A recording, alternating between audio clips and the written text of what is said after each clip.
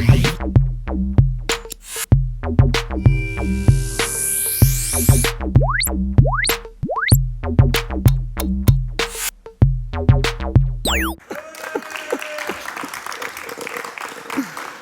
tout cas, je suis extrêmement honoré d'être avec vous ce soir pour clôturer alors cette superbe journée organisée par, en tout cas, l'ami Nicolas, que je salue avec joie, avec bonheur et avec aussi tendresse, il n'y a pas de raison.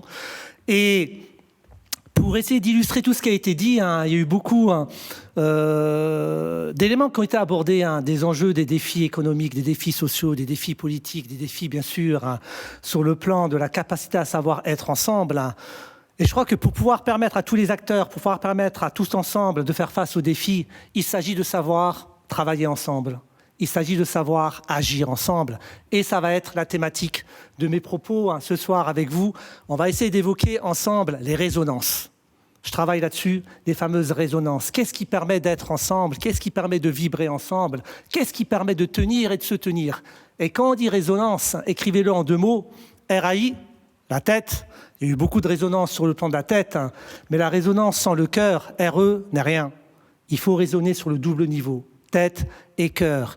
Et c'est ce qu'on va faire. Et que peut-être, pour évoquer cette capacité à être ensemble, à raisonner ensemble, j'aimerais démarrer avec 2 mots, 2 petits mots, qui vont servir de fil rouge, de trame narrative pour le propos dans lequel je vais vous embarquer. 2 mots qui sont extrêmement simples, mais ô combien puissants. 2 mots qu'on n'a pas souvent l'habitude peut-être d'employer pour plein de raisons, alors qu'on devrait constamment les mettre en avant. Et lorsqu'on utilise ces 2 mots, on rentre de plein pied dans la résonance et on est capable alors d'entrer dans des logiques de coopération constructive. Premier mot, merci, tout simplement. Dans la vie de tous les jours, savoir dire merci. Merci à la vie. Merci aux gens que je côtoie. Merci tout simplement à tous ceux qui œuvrent et qui contribuent à un monde beaucoup plus juste. Et je crois que savoir dire merci, c'est plus qu'une politesse, c'est une allégresse. Parce que seul le remerciement sanctifie le quotidien à la façon dont un sourire magnifie le visage en l'illuminant. Et quand vous dites merci, vous rentrez de plein pied dans un des mots les plus importants dans la vie de tous les jours qui permet d'être ensemble. Le merci appartient à l'univers de la gratitude. Et je crois que dans le monde professionnel et dans la vie de tous les jours, il s'agit de savoir exprimer sa gratitude. Parce que exprimer sa gratitude, c'est savoir reconnaître l'autre qui est en face de vous, savoir reconnaître tous les autres qui sont en face de vous. Et sans les autres, on ne fait pas grand-chose. Et que peut-être, comme dirait un Michel de Montaigne, qui est dans cette capacité toujours à suspendre les jugements, peut-être le merci, la gratitude appartient à une seule grande qualité, la qualité que vous recherchez tous, et qui permet de voir le possible là où les autres voient l'impossible, qui permet de sublimer le réel et qui permet de faire face à tous les défis. Quand vous êtes dans la gratitude, quand vous êtes dans le merci, on embrasse tout simplement. Tiens, je vais vous le présenter.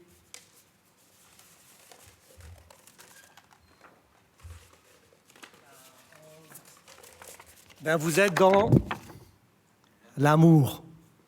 Et je crois que plus que jamais, on a besoin de ça. Et quand je parle d'amour, c'est pas l'amour intime. Je parle pas forcément de l'amour du clan, de l'amour des proches, de l'amour de la famille. C'est important tout ça.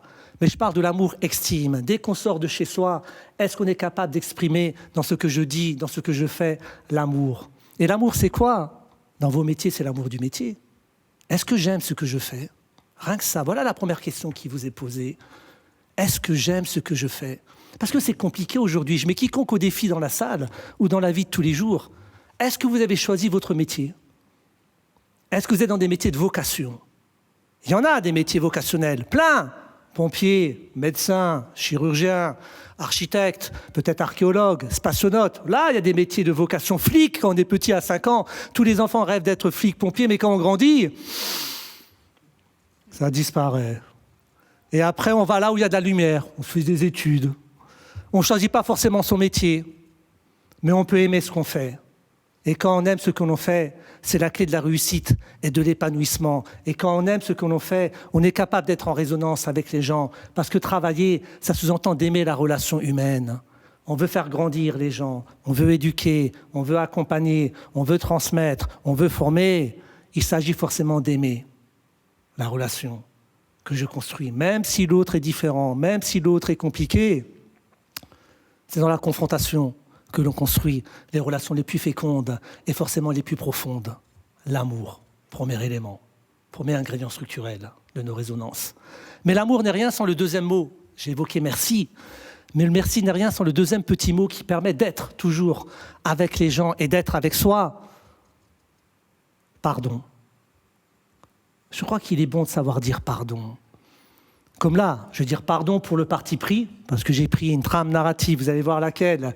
Et donc voilà, j'assume ce que je vais vous dire maintenant, là tout de suite. Donc pardon pour le parti pris, pardon pour tout ce que je ne vais pas aborder, sur les logiques de coopération, du savoir travailler ensemble. Il y a plein d'aspects qu'on pourrait aborder et que je ne pourrais pas, parce que je n'ai pas le temps tout simplement. Pardon, voilà un bien joli mot, qu'on devrait écrire en deux mots. Par-delà le don, par espace don. Le pardon, c'est par-delà le don. Cette capacité à abandonner nos mesquineries comportementales, parce que souvent le monde du travail est phagocyté par des égos. Des pécadilles, on en fait des grandes montagnes. On se dispute pour pas grand-chose, même dans la vie de tous les jours. Et lorsqu'on est dans le pardon, on est capable de s'effacer. Lorsqu'on est dans le pardon, on est capable de laisser la place à l'autre et de reconnaître ses torts. Autrement dit, être dans le pardon, c'est avoir la vaillance de dire « je me suis trompé ». C'est avoir forcément la sensibilité de dire « j'ai besoin de toi ». C'est avoir la capacité de dire « ok, c'est toi qui as raison ». Et lorsqu'on est dans le pardon, tout comme pour le merci qui touche à l'amour, ben lorsqu'on est dans le pardon, on touche à une autre qualité remarquable en ces sociétés d'arrogance généralisée. Exprimer son pardon, c'est cultiver l'humilité. Humilité, qui vient du mot humus. Vous avez parlé de RSE, vous avez parlé de la terre, vous avez parlé des paysans. Tout tourne autour de l'humus, cette petite fine couche de terre de 5 cm qui permet la vie, qui permet le biotope. Humus qui a donné le mot humanité. Humus qui a donné le mot humain. Humus qui a donné le mot humanité. L'humilité, cette capacité à s'effacer et à reconnaître l'autre. Et lorsqu'on a amour et humilité, eh bien vous avez l'équation sémantique de la vie. L'équation sémantique de nos résonances, cette capacité à travailler avec les gens, à vibrer avec les gens, parce que l'enjeu c'est de vibrer, c'est pas de vivre, c'est de vibrer avec les gens. Vous avez une équation, amour plus humilité, ça nous donne. Vous prenez les 3 premières lettres d'humilité, les 3 dernières lettres parité d'amour, et ça nous donne. Je vous écoute. Humour. Il ne faut pas se prendre au sérieux dans la vie. On prend trop les choses au sérieux alors qu'il s'agit de cultiver la légèreté. Et l'humour, c'est quoi? L'humour, c'est la célébration de la relation, c'est l'adoration du secret et c'est la consécration de l'autre. Parce que l'humour nous garde de l'orgueil, de la raideur de jugement, de l'obsession de soi et des sévérités excessives, voire des susceptibilités hâtives. Et je crois que lorsqu'on a ces 3 mots, extrêmement simples et extrêmement puissants, on touche à la résonance. Et que peut-être ces 3 mots, je peux les associer à la RSE attitude. Vous avez beaucoup parlé de RSE aujourd'hui, c'était la thématique. Qu'est-ce que l'amour? Si ce n'est de la reconnaissance. On reconnaît l'autre et on se reconnaît. Parce qu'il faut d'abord savoir s'aimer pour pouvoir être avec les gens. Qu'est-ce que l'humilité? Si ce n'est de la synergie, le S. Cette capacité à savoir s'effacer pour être avec l'autre et travailler avec l'autre. Mais déjà, peut-être on peut parler forcément d'un joli mot de la théologie politique qu'on a du mal à employer par les temps qui courent, l'expectase, la jubilation, la joie, tout simplement d'être, de vivre avec les gens, d'être ici présent et de faire ce qu'il y a à faire. Parce qu'avec de petites choses, on peut faire de grandes choses. Ça va ?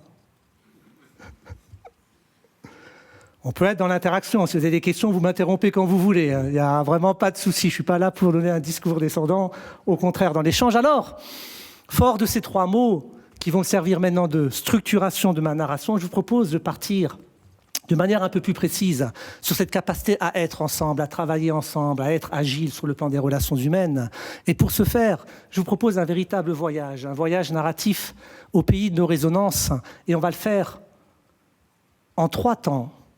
3 logiques qui vont permettre de détailler le côté R, le côté S et le côté E. Reconnaissance, synergie, expectase, cette jubilation, ou le côté amour, côté humilité et humour. Parce que Pourquoi le voyage? Vous le savez tous ce matin, et cette journée, c'était une journée de voyage. Rencontrer plein de gens, j'ai eu la chance de rencontrer même des petits-enfants, en leur contant des histoires. Et ça, je crois que c'est la plus belle, c'est le plus beau des voyages. Rencontrer des enfants de 5 ans, 6 ans, 7 ans, 8 ans, avec leur innocence, avec leur insouciance, et qui ont la capacité de vous surprendre par leurs questions, par leurs réponses inattendues, imprévisibles. Mais la vie est un voyage. Tout est question de voyage, tout le temps. Il s'agit de voyager. Et quand je parle de voyage, il ne s'agit pas d'aller au loin. Pas besoin d'aller au loin.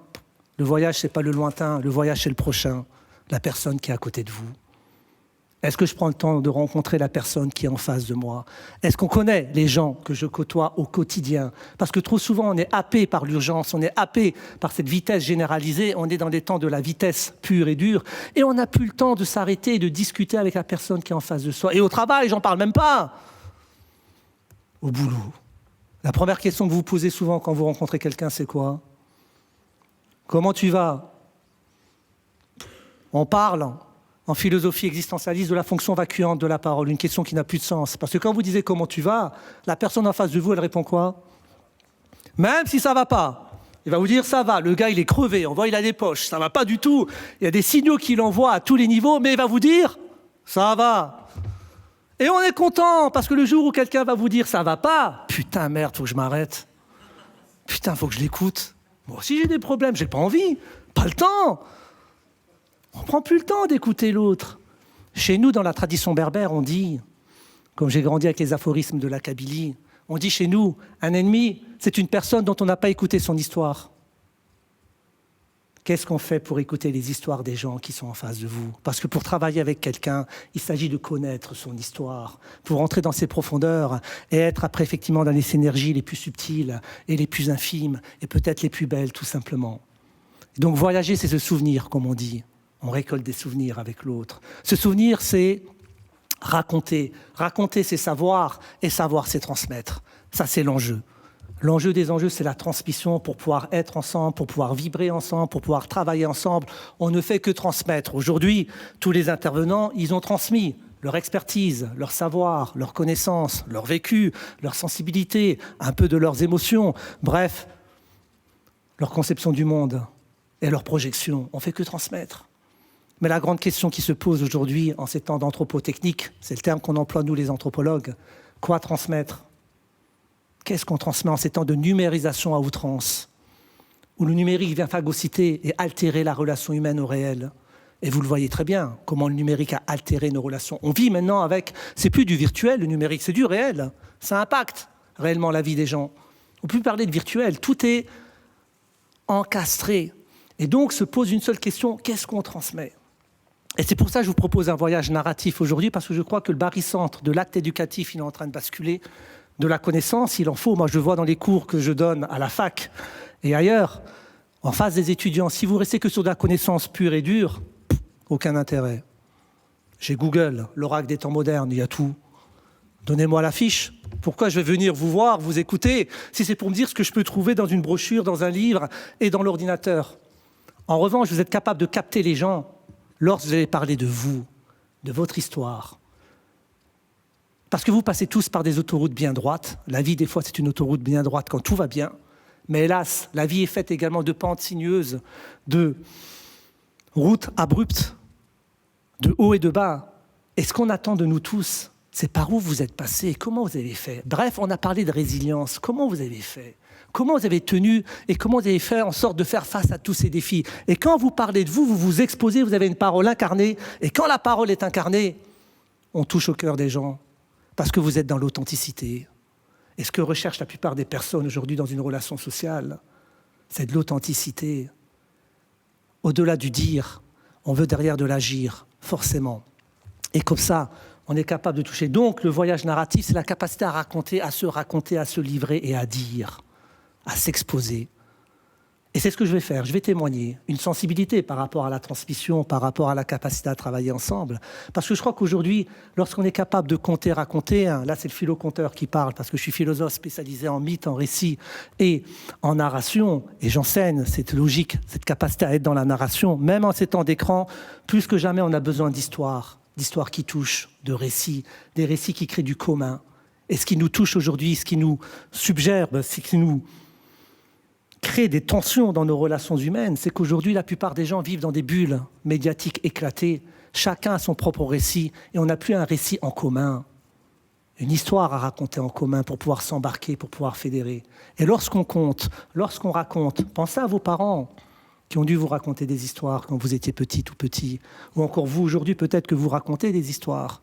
Parce que dans la vie de tous les jours, c'est quoi un bon vendeur? Il n'a rien à vendre. Il raconte, il embarque, il fédère. Un bon dirigeant, c'est la même chose. Dans la vie de tous les jours, on a besoin de narration. Et lorsqu'on raconte, on célèbre dans l'homme, la femme, sa part éternelle, et on reconnaît, à travers le mystère qu'il habite, l'authentique dimension de sa vocation, sa capacité à faire face à toutes les adversités.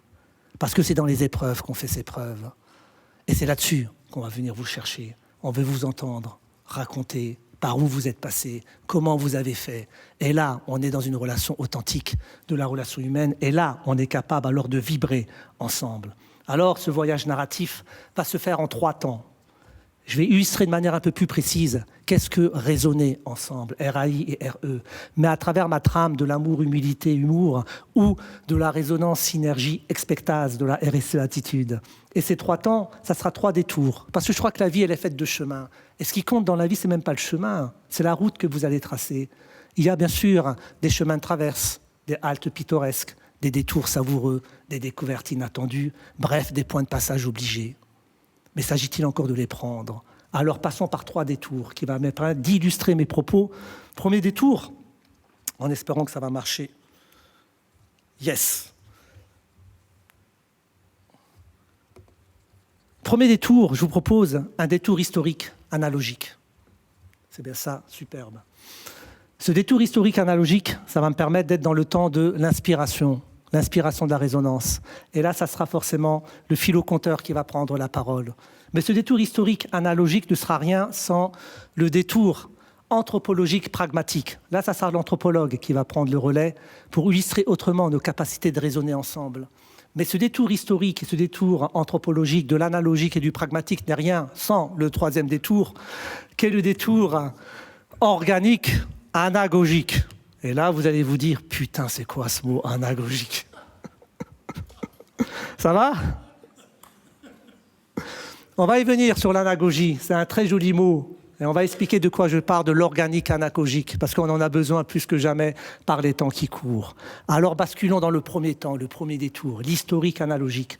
Parce que je crois qu'il faut faire preuve d'humilité. On n'a rien inventé. Tout existe depuis l'aube des temps. Il y a autant d'étoiles dans le ciel que d'histoires depuis l'aube de l'humanité. Et lorsqu'on veut réfléchir sur la capacité à travailler ensemble, vous savez, au cours de l'histoire, il y a eu plein de personnes qui ont déjà réfléchi là-dessus. Et je crois qu'aujourd'hui, il s'agit d'être humble. Il s'agit de se souvenir et de se dire que hier n'est que la mémoire d'aujourd'hui qui est le souvenir de demain.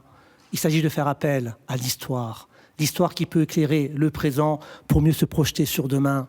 On est trop amnésique. On est souvent dans des logiques de tabula rasa. On dit, tiens, on va tout amener. Non, tout existe. Encore faut-il savoir regarder autrement. Et donc, ce détour historique, pour illustrer les résonances, je vous propose de démarrer au XVIe siècle. On va partir en 1586.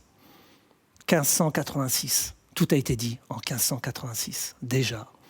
Et là, quand je vous dis 1586, normalement, dans vos têtes, dans vos cerveaux, vous devez vous rappeler qu'est-ce qui se passe en France en 1586. Oula, je vois des regards perdus. Je fais appel, n'utilisez pas l'ordinateur, n'utilisez pas vos téléphones portables, je fais appel à vos mémoires historiques. Il se passe quoi en 1586? En France, en Europe? Oui, j'entends? Oula, on n'est pas dans les Lumières en 1586. C'est le contraire des Lumières.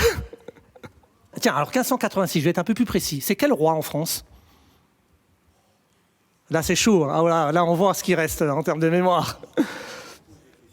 C'est la question qui tue. Allez-y, tentez l'aventure. Les jeunes, là, il y a des jeunes, vous êtes en pleine étude, normalement. 1586, quel roi? Oh là là, là, j'ai un gars qui est superbe. Henri IV. Il prend le pouvoir en 1589. Donc, si c'est pas Henri IV, bravo, vous êtes des mathématiciens logiques.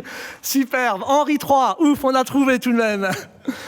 Ce qui est intéressant, quand on dit Henri IV, normalement, ça doit résonner chez vous. Ça doit vous parler de plein de choses, Henri IV. Vous connaissez tous Henri IV. Le ver galant, c'était un chaud lapin. La reine Margot, il s'est marié tout de même avec la reine Margot, énorme pour pouvoir unifier le pays qui était en pleine guerre. Henri IV, le huguenot protestant, roi de Navarre, qui se marie avec la reine Margot, catholique. Et donc il devient catholique pour gouverner le royaume de France, sinon il ne peut pas. Henri IV, la poule au pot, on lui attribue la création de la poule. Bref, Henri IV, il y a plein de choses dans l'historicité française et dans le mythe de la construction identitaire nationale française. Henri IV est un personnage incontournable. Aussi, très juste, la fameuse fraise qui permettait de se cacher des bubons, parce qu'à l'époque, les corps, on ne les présentait pas, on les cachait parce que les corps étaient mal, les corps étaient agressés par plein de pustules, par plein de maladies. C'est pour ça que la plupart des gens avaient des fraises. Ils avaient des cols roulés déjà à l'époque pour protéger le corps. Alors qu'aujourd'hui, on dévoile son corps avec l'évolution de l'hygiène, avec l'évolution de la médecine. On n'a plus peur de présenter son corps. Les corps sont mis à nu aujourd'hui, alors qu'avant, on protégeait les corps, ils n'étaient pas beaux à voir. La médecine n'est pas la médecine de ce qu'on a connu aujourd'hui.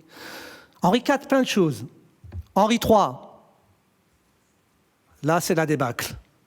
Henri III, il est dans les oubliettes de l'histoire de France. Et pour preuve, pour tous ceux qui sont passés par le collège ou le lycée, quand vous étudiez les grands rois, de Saint-Louis des Valois jusqu'au Bourbon, comme par hasard, on ne passe pas par Henri III. On saute Henri III et on bascule sur Henri IV. C'est louche. Et pourquoi on bascule, on ne part pas d'Henri III? Parce que ce gars-là, aucune dimension verticale du pouvoir, il a été contesté de manière permanente et surtout, il a été assassiné, même par son cousin, le duc de Guise. Bref, Henri III, il n'a pas su tenir le pays parce que le pays, c'était le bordel généralisé. Déjà, en 1586, c'est la débâcle. Rien ne va. C'est des émeutes de partout. Hein. Et surtout, c'est les fameuses guerres de religion. 1586, l'Europe est à feu et à sang. Il y a eu le massacre de la Saint-Barthélemy en 1572. Et en France, c'est encore très chaud entre catholiques et protestants. C'est la guerre, il faut attendre Henri IV et son fameux édit de Nantes qui va permettre de recréer du lien et du lien. Mais Henri III, rien ne s'est passé. Alors que dans un autre pays, et c'est de ça dont je vais vous parler, on est dans la félicité. Il y a un pays, un empire, où les gens sont heureux. Il y a un pays, un empire, où les gens vivent en toute félicité et loin de la férocité des rapports sociaux. Ils sont heureux parce qu'ils ont un empereur extrêmement puissant, un empereur qui cultive la bienveillance, un empereur qui est à l'écoute de son peuple et qui fait tout pour leur permettre de vivre ensemble de la manière la plus harmonieuse qui soit. Alors je vous propose d'aller dans cet empire-là. Je ne vous parle pas de l'Europe en 1586, où rien ne va plus en Europe, c'est la débâcle. Mais par contre, là-bas, c'est intéressant de se décentrer et de se dire que l'humanité s'est construite aussi dans d'autres sphères culturelles, dans d'autres sphères géographiques. Et vous avez un empire, c'est l'empire le plus puissant qui n'a jamais dominé ici-bas sur Terre. Plus puissant que l'Empire romain durant sa Pax Romana à l'époque de Marc Aurèle, plus puissant que les Achéens à la grande époque de Périclès, plus puissant que les Aztèques ou les Incas à la grande époque avant la chute avec les conquistadors. Bref, un empire extrêmement puissant. Vous savez de quel empire je parle? Pas Byzance. En 1586, Byzance, l'Empire ottoman, c'est le grand malade de l'Europe. Ils sont en train de péricliter la sublime porte. Déjà, c'est fini. 1586, c'est le déclin, tout doucement, pour l'Empire ottoman, qui était un grand empire, mais en 1586, c'est fini. Ça décline, tout doucement. C'est pas la Chine non plus. Ils sont entourés par cet empire et les Chinois ont peur d'eux. Superbe, bravo, l'Empire mongol. Grand empire mongol construit, consolidé à cette époque en 1586 par Akbar Ier. Akbar Ier, voilà un empereur extraordinaire. Akbar Ier a consolidé un empire puissant et surtout Akbar Ier est aimé par ces gens parce qu'il a tout fait pour les mettre dans des conditions sociales de dignité déjà à l'époque. Et Akbar Ier, son empire est grand, très grand. Sa capitale, c'est Phitipri, qui n'existe plus aujourd'hui, mais qui se trouve du côté de Ceylan, l'île de Ceylan, Sri Lanka. Il a démarré de Phitipri à Ceylan et il est monté jusqu'à la Bactriane, du côté de l'Afghanistan d'aujourd'hui, pour basculer jusqu'à la presqu'île du Kamtchatka. Le Kamtchatka, aujourd'hui, c'est la Sibérie russe. En comprenant l'Inde, vous imaginez l'empire énorme. Et comment il peut gouverner un tel empire, lui, de Phitipri? Il est trop loin. Et qu'est-ce qu'il fait en 1586? Les historiens nous apprennent, et les hagiographes, que Akbar Ier met en place déjà en 1586 les JO.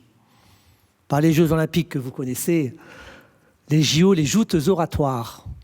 il organise des joutes oratoires parce qu'il a besoin de nommer des gouverneurs qui vont le représenter sur tous les plans de l'Empire et qui vont pouvoir alimenter en justesse et en justice son pouvoir. Il veut des gens d'une humanité remarquable. Il ne peut pas tout gouverner tout seul. Il ne veut pas être dans sa tour d'ivoire. J'ai besoin de représentants. Et les représentants, il ne parle pas de gouverneurs, il va parler de joyaux. Il va nommer des joyaux. L'humain est un joyau. 9 joyaux, hommes ou femmes, peu importe. L'enjeu, c'est de voir leur sensibilité humaine. Et pour trouver ces joyaux, il faut les recruter. Il met 1 an pour recruter les 9 joyaux. Et il met en place les joutes oratoires, des concours d'éloquence, où tout le monde a le droit de participer et d'expliquer sa vision de l'humain déjà en 1586 dans l'Empire mongol. Et, chose surprenante, une des rares choses étonnantes dans l'histoire de nos humanités, qui va gagner ces joutes oratoires? Ce n'est pas un puissant, ce n'est pas un fils d'eux, ce n'est pas un noble ou ni un courtisan, c'est un gars de la terre qui va gagner ces joutes oratoires au bout d'1 an, à force de confrontation. Un paysan qui va devenir le bras droit d'Akbar Ier. Et bien voilà, on a parlé aussi des paysans. C'est les paysans qui ont structuré nos humanités, il ne faut pas l'oublier. Les paysans ont tout fait. Le monde a toujours été agricole, jusqu'à la chute à partir des années 60. Et le mot paysan est un mot fabuleux. C'est peut-être le mot le plus beau de la langue française et de toutes les langues. Parce que le mot paysan, ça vient du latin pagus. Pagus qui a donné le mot pays. Pagus qui a donné le mot paysage. Parce que les paysans construisent les paysages. Les paysans construisent le pays en paix. Pagus a donné le mot paix. Parce que les paysans, avec les territoires bien structurés, les carrés de luzerne, eh ben on crée de la paix parce que les propriétés sont bien définies. Le mot paysan, pagus, a donné le mot païen.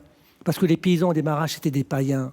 Ils vivaient dans leur terre et ils enterraient leurs ancêtres dans la terre, dans leur terre qu'ils cultivaient. Le fameux sigi. Paysan a donné le mot, pagus a donné le mot page. Les pages que vous écrivez, ça vient des paysans. Et l'écriture, à l'origine, était boustrophédique. On écrivait comme on labourait un champ, gauche, droite, et ensuite il a fallu attendre le Xe siècle, où certains pays ont décidé d'écrire que de gauche à droite ou de droite à gauche. Ce sont des choix conventionnels, alors qu'au départ, on faisait comme le laboureur, on tournait. Rien que le mot paysan, c'est un voyage. Et c'est un paysan qui va gagner ces fameuses joutes oratoires. Ce paysan est toujours honoré dans les études, en Inde, au Pakistan, en Afghanistan, dans ces pays que vous connaissez très mal. Parce que quand je vous dis Inde, Pakistan, vous imaginez tout de suite, oh là là, c'est un pays de cocagne, il n'y a rien dans ces pays-là, alors que en 1586, c'était des pays puissants.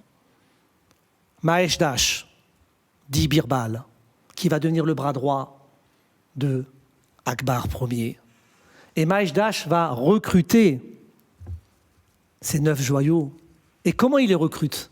Il va mettre 1 an pour trouver 4 hommes et 5 femmes qui vont représenter le grand empereur. Et pour les recruter, il va poser 4 questions. 4 questions qui nous permettent peut-être de savoir raisonner ensemble. 4 questions de 1586 qui peut-être aujourd'hui peuvent nous servir pour comprendre nos relations sociales et humaines et être dans une justesse dans nos relations humaines. Première question qu'il posait à son époque. Qu'est-ce qui grandit quand on le partage? Quel est le meilleur ami de l'homme et de la femme? Quelle est l'action la plus douce sur Terre? Et quelle est l'arme symbolique la plus puissante qui permet de fédérer toutes les énergies? En fonction des réponses, il savait si la personne était habilitée à devenir joyau gouverneur ou pas. 4 questions. Peut-être ces 4 questions que vous pouvez poser en termes de recrutement aujourd'hui. Et écoutez les réponses qu'on va vous donner. Et si je vous pose la question à vous, vous répondez quoi à ces 4 questions? Qu'est-ce qui grandit quand on le partage? J'entends, forcément, on l'a évoqué, l'amour, mais l'amour peut répondre aux 4 questions. Lui veut des choses précises. Et à l'époque, l'amour, ce n'était pas une thématique extrêmement bien investiguée comme aujourd'hui. Mais c'est vrai, l'amour pourrait répondre aux 4 questions. Qu'est-ce qui grandit quand on le partage? Quel est le meilleur ami de l'homme et de la femme? Quelle est l'action la plus douce sur Terre? Et quelle est l'arme symbolique la plus puissante qui permet de fédérer toutes les énergies? L'amour, c'est une belle réponse. Moi, je prends, à titre perso. Mais allons dans l'histoire de Birbal, il attend d'autres réponses. Mais tout est amour, vous avez raison. Qu'est-ce qui grandit quand on le partage? C'est ce que vous faites, c'est ce qu'on a fait aujourd'hui durant la journée. Comment? Oui, bien sûr, bravo. Mieux que le savoir, la connaissance. Parce que connaissance, on l'écrit en 2 mots, connaître, on n'est pas seul. Le savoir, on est dans une logique individualiste solipsiste. La connaissance, on est dans une approche avec l'autre, on connaît avec l'autre et on se met également, on remet en cause par rapport à ce que je crois savoir. La connaissance. Et qu'est-ce que vous faites dans vos boulots, dans vos vies de tous les jours? On transmet de la connaissance, plus que jamais. Il s'agit de transmettre les connaissances utiles, les connaissances pragmatiques, les connaissances théoriques certainement, mais les connaissances s'appuient aussi sur les expériences par lesquelles vous passez. Bref, on est dans l'amour de la connaissance. 2. Quel est le meilleur ami de l'homme et de la femme? J'ai entendu le chien. Vous l'avez pensé en plus très fort. Non, le chien là-bas à l'époque, il le mange. Dans ces contrées-là, on mangeait le chien. Alors c'est le meilleur ami de l'homme et de la femme. Mais à cette époque, il n'y avait pas autant d'animaux domestiques qu'aujourd'hui. On ne domestiquait pas trop le chien. En Inde, en Asie, c'est pas trop leur référence culturelle, alors qu'ici, c'est différent. Quel est le meilleur ami de l'homme et de la femme? N'oubliez pas, Birbal est un paysan. Les paysans, ils font preuve de quoi? Ils sont connectés à la terre, les paysans. À l'époque, vous imaginez bien, il n'y avait pas d'Internet. Pour lire, eux, ils étaient capables de lire les signaux de la nature, les signaux faibles, savoir quel temps il va faire, comment récolter, qu'est-ce qu'il faut mettre, est-ce qu'il faut protéger ou pas. Et aujourd'hui, les vrais paysans, c'est des gens qui sont encore capables de sentir la terre, de savoir ce qui se joue, ce qui se passe de manière visible et invisible. On dit que les paysans font preuve de... Bravo! Le bon sens. Quel est le meilleur ami de l'homme et de la femme? Birbal nous dit le bon sens. Et c'est peut-être quelque chose qu'on a perdu dans nos relations sociales. Le bon sens, tout simplement. On devrait peut-être remettre au goût du jour le bon sens dans nos manières d'être. Parce que le bon sens, c'est du simple et c'est de l'humble dans notre manière d'être avec les gens. Alors aujourd'hui, on a créé un outil qui est extraordinaire, que vous utilisez tous. Le fameux GPS, pour ne pas se perdre. Le GPS, extraordinaire le GPS, c'est fascinant le GPS. Mais vous suivez une machine, vous ne savez pas où vous êtes quand vous suivez un GPS. Vous avez une carte dans la voiture et vous suivez. Le jour où le GPS tombe en panne, vous êtes où? J'en sais rien. Je n'ai pas la carte géographique qui va avec, j'ai la machine. Et que peut-être, c'est bien le GPS, mais que peut-être aujourd'hui on devrait remettre au goût du jour le GBS, le gros bon sens, dans nos rapports sociaux. 3. Quelle est l'action la plus douce sur Terre? L'action la plus douce. Vous l'avez manifesté dans vos visages, je l'ai vu durant les questions. Bien sûr, Birbal nous évoque, et bravo, le rire et le sourire. On rejoint la légèreté, on rejoint l'humour qu'on a évoqué. Le sourire ou le rire est le plus beau lever de soleil dans le visage d'un homme, d'une femme et d'un enfant. Rien de plus joyeux, rien de plus communicatif que de travailler avec des gens souriants. On a besoin de ça. Mais le vrai sourire, attention, pas le sourire hypocrite. Le sourire hypocrite, c'est que les zygomatiques qui travaillent. Le vrai sourire, même quand on est masqué, on remarque quand quelqu'un sourit. C'est le fameux sourire du professeur Duchesne qui a travaillé sur le muscle périorbital, palpébral, les muscles des yeux que vous ne maîtrisez pas. On sourit avec les yeux. Et c'est sympa d'être avec des gens souriants. Rien de plus terrible, après un week-end, vous démarrez le boulot le lundi, vous rentrez dans votre bureau et vous avez des gens qui tirent la tronche. Putain, on n'a même pas démarré la semaine. Attends, ça commence. Waouh, putain, ça va être sympa la semaine. Le sourire, vrai. 4. Quelle est l'arme symbolique la plus puissante qui permet de fédérer toutes les énergies? Que nous dit Birbal. Et vous l'avez tous et toutes, toujours. Et c'est ce que vous attendez de vos enfants, j'ai entendu? L'envie joyeuse, cette envie donc d'y aller, cette envie de faire, bien sûr, mais pour qu'il y ait envie, il y a une certaine maîtrise, une certaine expertise. Et Birbal nous dit, l'arme symbolique la plus puissante, alors à cette époque-là, ils sont beaucoup moins puissants qu'aujourd'hui. Nous, les anthropologues, on est capable maintenant de décortiquer ce mot et d'aller chercher sur différents périmètres, sur différents territoires. Mais déjà, lui, en 1586, il parlait d'intelligence. L'arme symbolique la plus puissante qui permet de fédérer les gens, l'intelligence. Mais il parle de deux types d'intelligence, l'intelligence du cœur et l'intelligence de l'esprit, déjà en 1586. Parce que l'intelligence de l'esprit nous fait rechercher la vérité, la liberté et la connaissance.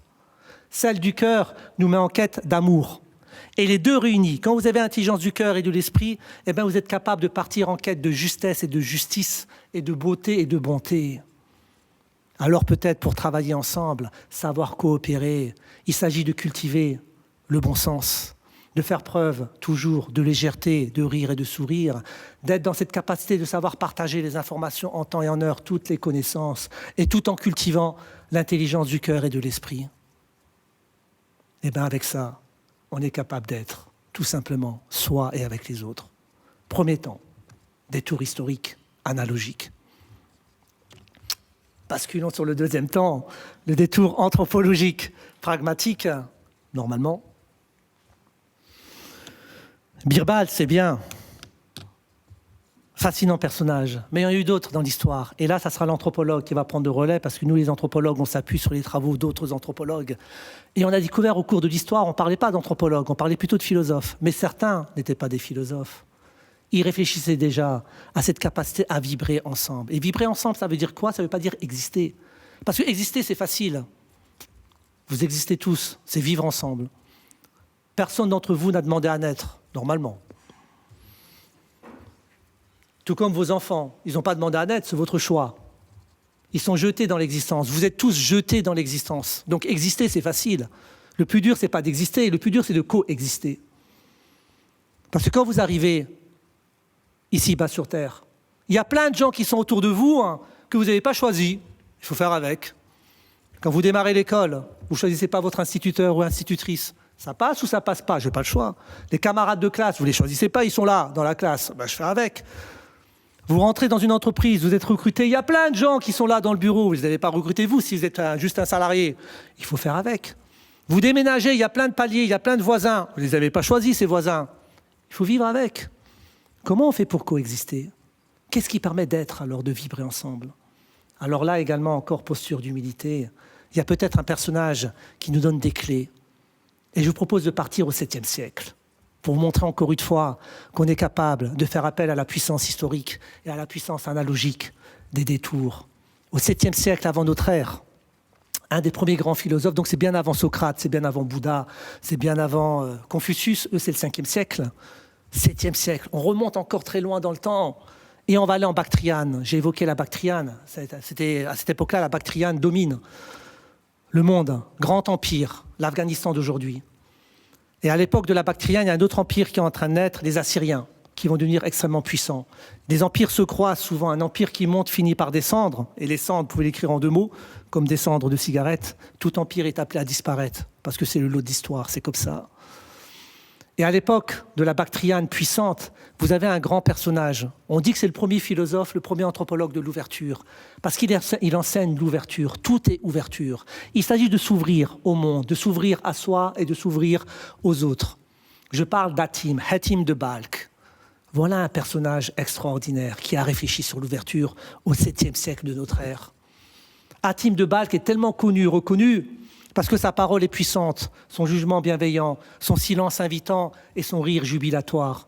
Il est aimé, connu et reconnu parce qu'il a toujours su partager 2 trésors enfuis à l'intérieur de nous-mêmes, la clarté de l'esprit qui rend libre et la bonté du cœur qui rend heureux. Il est tellement connu et reconnu que les autres empires à côté veulent bénéficier de son savoir et ils viennent le chercher.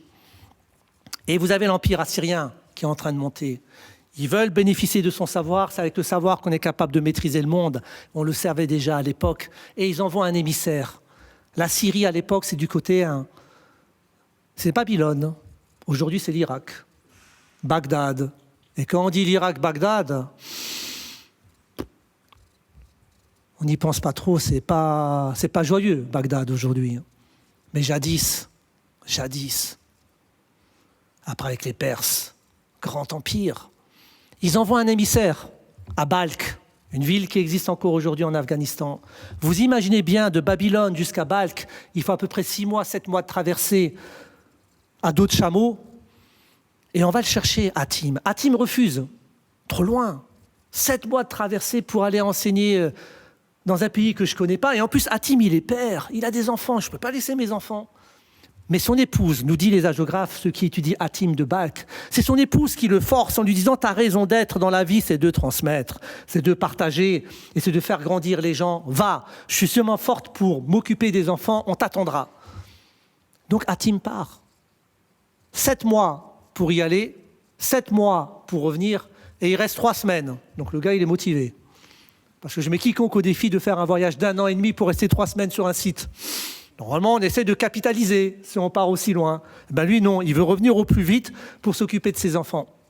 Et quand il part, il en profite pour apprendre quelques rudiments du langage de la langue parlée du côté de Babylone, parce que lui, il habite Bâle, qui ne maîtrise pas, l'émissaire a appris sur le tas, parce qu'ils ont des espions un peu de partout, et il apprend quelques rudiments qui lui permettra de pouvoir transmettre. Et quand il arrive à Babylone, alors bien sûr, il enseigne auprès des puissants dans leurs ziggourats. Il va voir les puissants, dans un premier temps. On l'a sollicité, c'est les puissants. Mais Hatim fait preuve de générosité, et il décide d'aller voir les gens d'en bas. Et après les cours enseignés le matin auprès des puissants, il quitte les ziggourats, ces grandes pyramides de l'époque, pour aller dans la ville, dans la basse ville. Il a un petit escabeau et il monte sur l'escabeau et il clame, il déclame, il harangue la foule. On le prend pour un fou, c'est qui ce gars-là, il parle comme ça dans le vide. On le regarde avec un peu de perplexité, nous disent les biographes d'Hatim, pour les écrits qu'on a pu avoir. Mais progressivement, Hatim ne lâche rien. Et au bout de 2 semaines, les gens s'arrêtent. Au bout de 2 semaines et demie, la plèbe est là et on l'écoute. Les gens sont intrigués. Ce gars qui vient d'ailleurs, qui a un accent au couteau, qui parle très mal la langue, mais malgré tout, les gens viennent l'écouter à la fin. Et à la fin, vous avez tout le peuple de Babylone qui est là pour écouter Hatim de Balkh. Et l'histoire nous dit, ou le mythe, on ne sait plus, on est entre les deux, mythe et histoire, mais peu importe. L'histoire nous dit qu'à un moment donné, lorsqu'il commence à clamer, il y a une petite fille qui l'interpelle et qui lui dit « Maître !» Il y a quelque chose qui me fascine quand vous parlez. Vous parlez mal notre langue, vous faites plein de fautes, vous la hachez. On voit que vous n'avez pas appris la langue, vous n'êtes pas de chez nous. Vous la parlez tellement mal, mais malgré tout, même quand vous parlez mal, tout le monde vous écoute. Comment c'est possible? Comment vous faites? Et Hatim répond, 7e siècle, 3 choses me permettent d'être en partage avec les gens.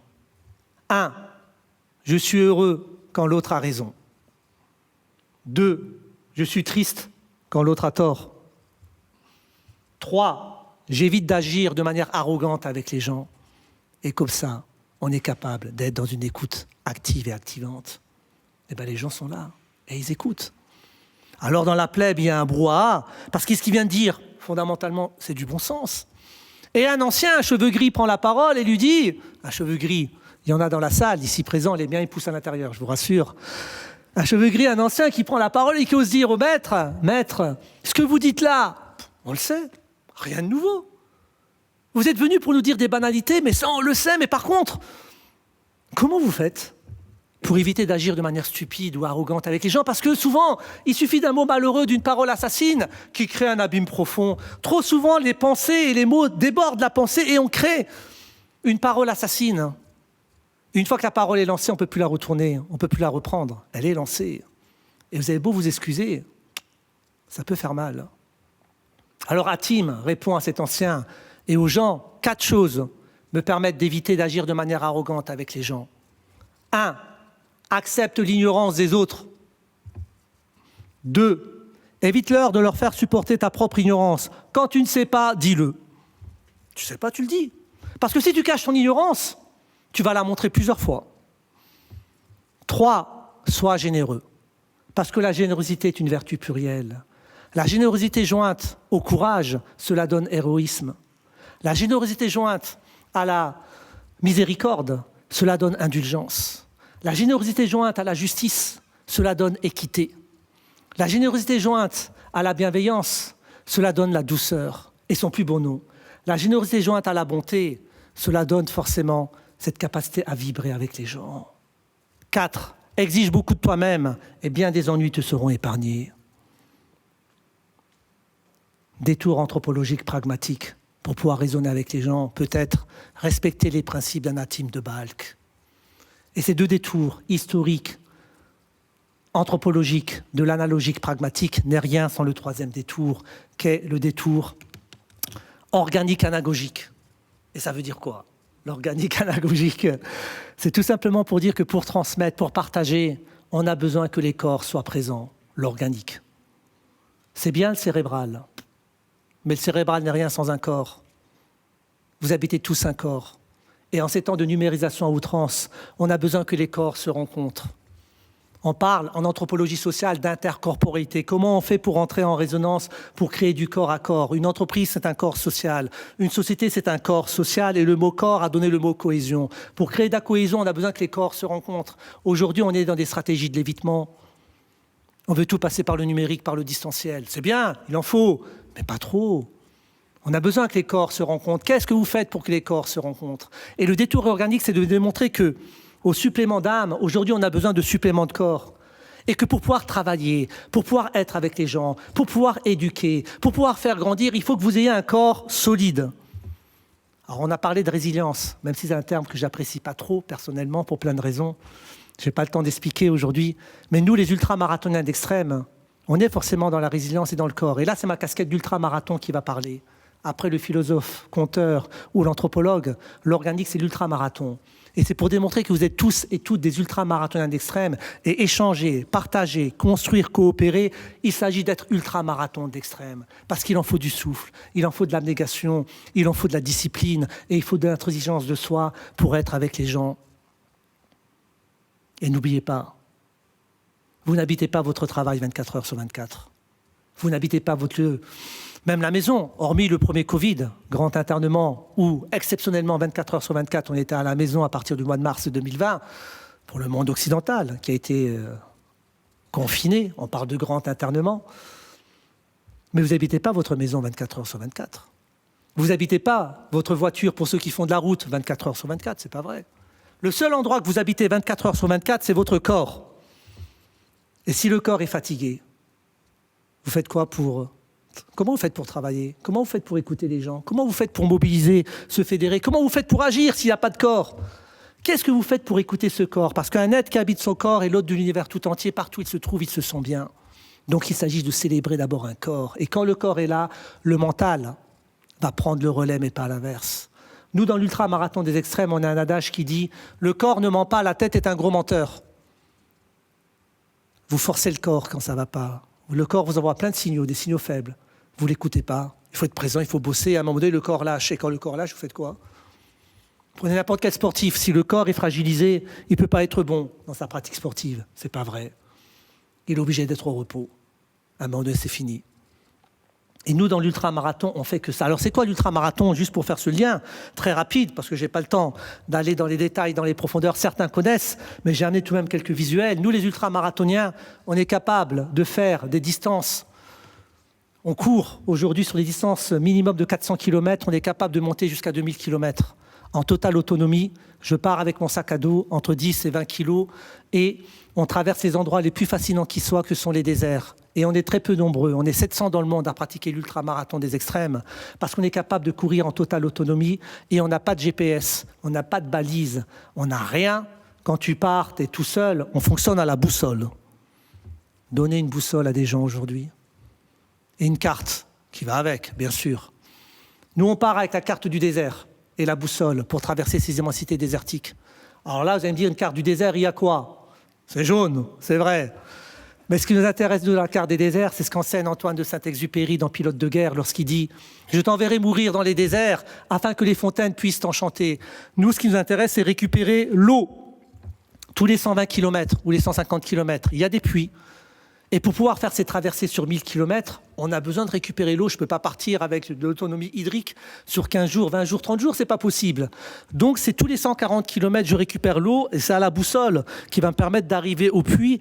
Et s'il y a de l'eau, je l'espère, récupérer l'eau et me réalimenter et repartir. Et donc on est capable de traverser des déserts chauds, de dunes, comme ici, en Afrique, à la frontière ici, algéro-tunisienne, où ma dernière course, ça a été en Mauritanie, à 1000 km en moins de 15 jours, dans des conditions extrêmes, 55 degrés jour, moins 2 degrés la nuit, pendant 15 jours. Et donc là, on est capable de faire des chevauchées extraordinaires. Le corps est capable de faire des choses fascinantes lorsqu'on prend soin de son corps. Et quand on pratique l'ultramarathon de l'extrême, on retrouve le goût de l'effort, de la patience et de la persévérance. Et que peut-être? Voilà 3 autres ingrédients structurels dans nos résonances. Qu'est-ce que vous attendez de vos collègues? Qu'est-ce que vous attendez de vos enfants? Qu'est-ce que vous attendez de vos partenaires? De l'effort, de la patience et de la persévérance. Avec ça, on est capable de voyager vite, loin et fort. Et donc, on est capable de traverser des déserts chauds. On peut traverser aussi des déserts d'altitude, comme dans l'altiplano, ici, à plus de 6000 mètres d'altitude, dans l'Atacama désert. Et là aussi, donc, c'est un ultramarathon des extrêmes, parce que d'habitude, on ne court pas à 6000 mètres. Et qu'est-ce qui permet de réussir ces paris improbables, de courir sur des distances de 1000 km en totale autonomie ou en haute altitude? La préparation. Lorsqu'on veut rentrer en relation avec les gens, lorsqu'on veut faire des choses, tout est question de préparation, tout le temps. Et le corps se prépare, la tête se prépare. Et quand on est bien préparé, eh ben on peut tout faire. La préparation, c'est la tutrice de l'excellence, dit-on. La préparation, c'est l'antichambre de la confiance. Et la confiance, c'est la langue natale de la sérénité. C'est quand on est bien préparé, seulement bien préparé, qu'on peut improviser. Par l'inverse, la préparation permet toutes les impros. Dans vos métiers, dans la vie de tous les jours, vous avez un rendez-vous important, ce qui compte, ce n'est pas le jour J, c'est avant.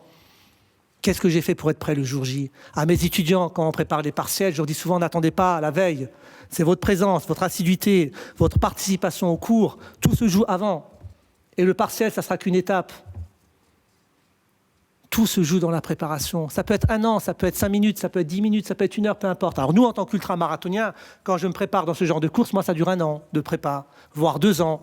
Parce que ça dépend des conditions extrêmes climatiques qui font que, par exemple, pour partir dans des conditions extrêmes, comme ici, autre course improbable, moi qui suis natif d'un quartier compliqué en Alsace, si on m'avait dit que l'achat d'une simple paire de baskets allait m'amener aussi loin au bout du monde connu, aussi loin au bout de mes profondeurs intérieures, jamais je l'aurais cru. J'ai eu la chance d'aller courir au pôle Sud.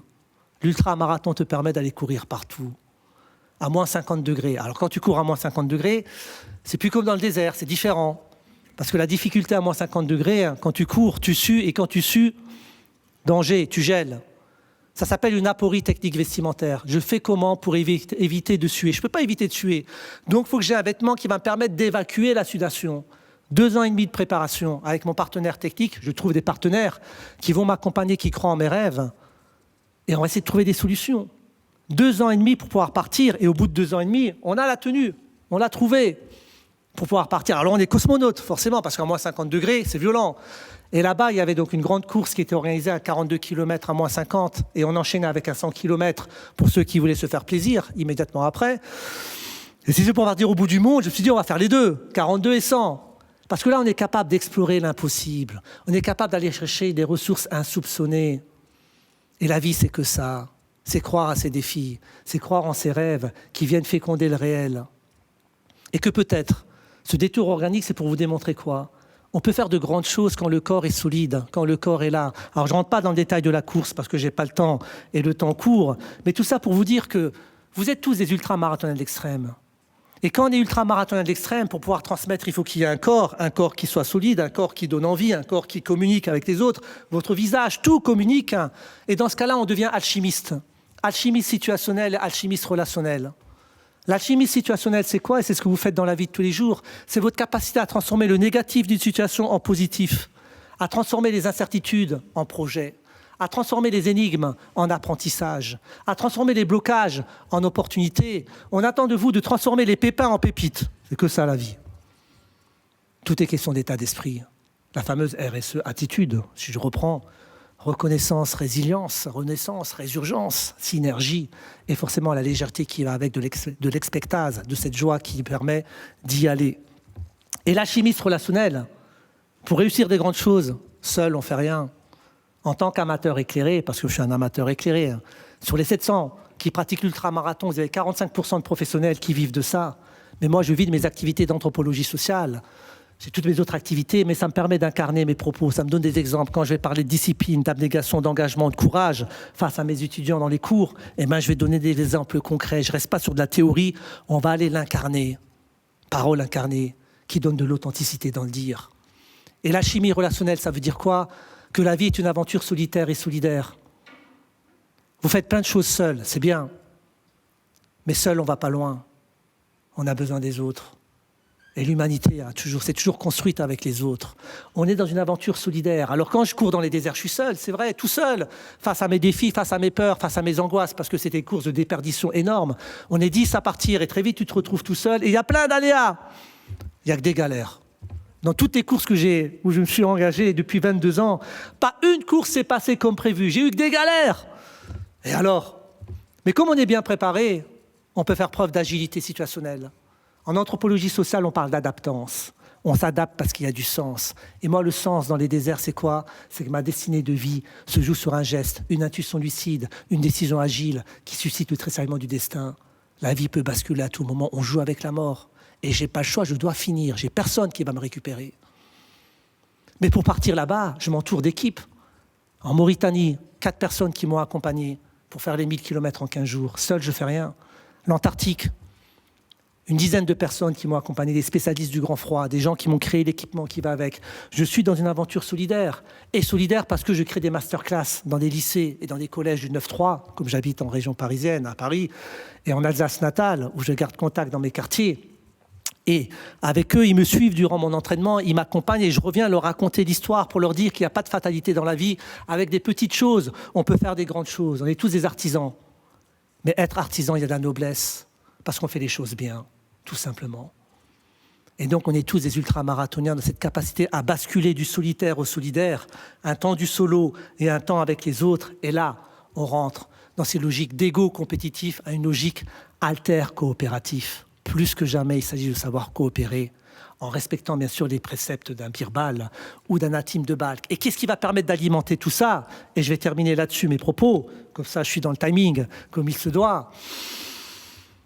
Peut-être la plus belle énergie extraordinaire, la plus fascinante que vous avez tous, énergie renouvelable à souhait, on parle beaucoup d'énergie renouvelable, vous l'avez, et que j'ai pu expérimenter dans le désert mauritanien quand je suis parti il y a 2 ans, en totale déperdition, au bout de 800 km, et je me suis dit à un moment donné, j'arrête, je voulais abandonner, j'en avais marre. Je ne comprenais pas cette course. À un moment donné, on se pose la question, mais qu'est-ce que je suis venu foutre dans cette galère? Il y avait de la montagne, à la fin, j'ai à peu près plus de 15 ampoules dans chaque pied. J'ai la voûte plantaire qui est complètement explosée, mais j'ai personne pour me récupérer. Et le hasard, la providence fait bien les choses. Je tombe sur un chamelier, je l'interpelle, je le hèle. Même si on ne se comprend pas, il voit un gars, là-bas je suis blanc, il y a 2 couleurs en Afrique noire. Hein. Blanc et noir, point à la ligne. Et donc il se dit, pourquoi un blanc est tout seul dans le désert? Qu'est-ce qu'il fout là? Et tu viens d'où? Tu lui expliques, j'arrive de Chinguetti, il y a plus de 800 km. Et tu vas où? À Ikri. Mais t'es fou, qu'est-ce que tu fais là? Mais là, j'en peux plus, j'ai envie d'abandonner. Il dit, viens, je vais te présenter mon chef de village. Et je rencontre Boda, son chef de village, extraordinaire, le gars. Pas fait d'études. À Imges, un peuple premier. Et moi, ce qui m'anime dans les courses dans les déserts, j'oublie pas que les plus beaux paysages, ce sont les visages, la rencontre humaine. La vraie vie réside dans la rencontre. Et on peut rencontrer plein de gens tout le temps si on prend ce temps-là. Et Boda, il m'accueille, une hospitalité remarquable. Je reprends de l'énergie. Je repars au combat et surtout, je retiens que la plus belle des énergies, il me l'enseigne parce que quand je lui dis « j'en peux plus », il me dit « pourquoi ?» Parce que c'est pas une course pour moi, j'ai pas l'expérience, j'ai pas la pratique, j'ai vu peut-être trop haut, trop loin. Et là, il me dit « mais Malek, n'importe quoi, on s'en fout d'expérience, la vie, c'est pas l'expérience. N'oublie pas ce qu'on dit chez nous, chez les Touaregs, Mauritaniens et Peuls, dans la vie, mieux vaut l'enthousiasme sans expérience que l'expérience sans enthousiasme. » Mieux vaut l'enthousiasme sans expérience que l'expérience sans enthousiasme. Voilà peut-être la plus belle des énergies qui permet de faire face à tous les défis, l'enthousiasme. Parce que le contexte du dehors importe peu quand vous êtes animé par la force du dedans. L'enthousiasme, nous dit Victor Hugo, vient... C'est le plus beau mot de la langue française, hein, nous dit Victor Hugo. Ça vient du grec entéo, le souffle, le divin intérieur. Vous êtes animé par cette force qui vous permet de voir toujours le possible là où les autres voient l'impossible, et que peut-être, en ces temps si particuliers, si vous manquez d'enthousiasme, vous manquez la vie, et si vous manquez d'enthousiasme, vous manquez peut-être de vie. Et que peut-être, en ces temps d'épidémie généralisée, la plus belle des épidémies, des pandémies dont on a le plus besoin, c'est d'épidémies d'enthousiasme. Et avec ça, eh ben, on peut aller vite, loin et fort. Eh ben, c'est ce que je vous souhaite, de l'enthousiasme. Merci.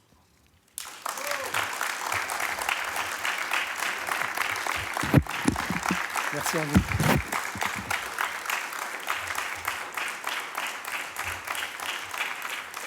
Merci beaucoup. Merci beaucoup.